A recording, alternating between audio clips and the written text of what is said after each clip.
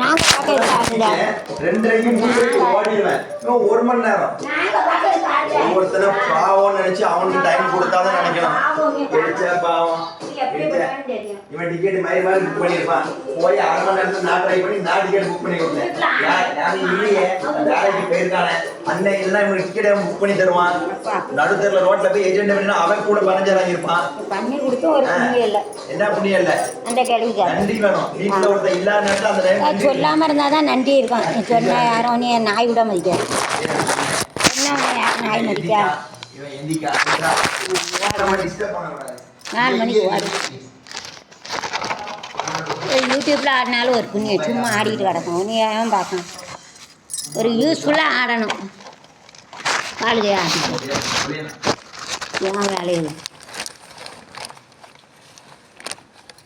காலை போடணும், சூறை போடணும். அப்புறம் ஆடிட்டு நான் இவ்வளோ நேரம் நாளைக்கெல்லாம் சுவார் பண்ண முடியும். இந்த வீட்டை பார்த்து வாடுவேன். இவ்வளோ நேரம் அழகழகாக சுவார் பண்ணுவேன். அந்த திமிரு பிடிச்சி போட்டு போயிடும். இந்த சோத்தையும் தின்னு நான் அழிச்சு வைப்பேன். தின்னு அவ்வளோத்தையும் சூறை போடணும்.